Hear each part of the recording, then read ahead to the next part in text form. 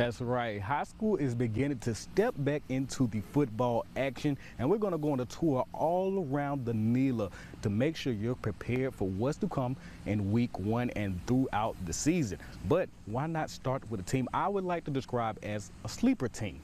The Ouachita Lions. Now, last year's team was depleted with injuries and the train kind of ran off the tracks. But coming back this year, and Coach Benji Lewis's second year as head coach, he's looking to turn things around, and it starts with the offense being flooded with new additions like former St. Fred duo Montreal Connor and MJ Dade coming over to pair with a few upper-class playmakers like CJ Spurs, and you tag that along with Coach Lewis molding that defense to his liking with those two studs in the middle, Dylan Berryman and AJ Washington.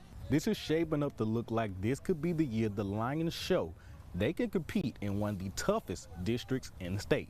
This year, as we come back, we can potentially have a very explosive offense, but we also have to plan, and I think that's the lesson that we were taught last year, is we have to plan for those situations where guys go down and have those guys ready that are behind them, whether they're backups or young guys or whatever. We've got to have those guys ready to service us. So we as practice plan wise, we've got to come in and get those guys the reps in meaningful situations where they can contribute. We've got a good base of guys, and our biggest class is our junior class. So, we've got 2 years with them.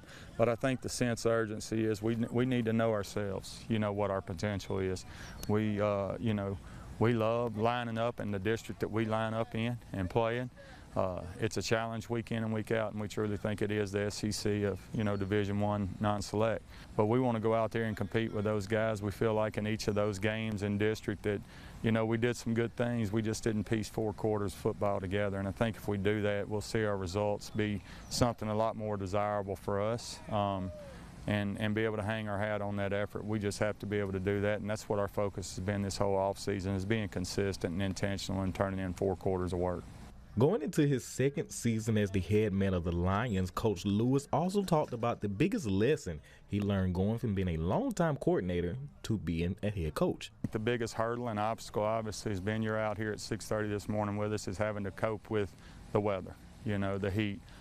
We probably didn't know how hot we were before the wet bulbs, but look, I want to keep these kids safe. It's my #1 objective, is to return these young men back to their parents at the end of the day safe and confident that we're doing the right things in the program to help them mold their son.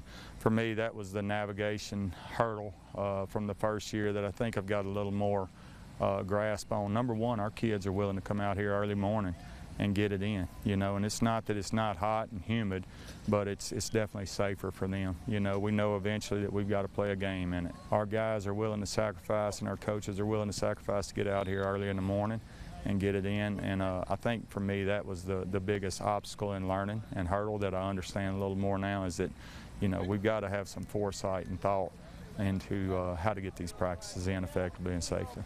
Captain Shreve is going to be their first test when this team goes on the road in week 1, but this will also be the first time these two teams have faced each other since 2012, and in that matchup, the Lions came out with the victory. Covering high school football from Lions Stadium, I'm Jeremy Bryant.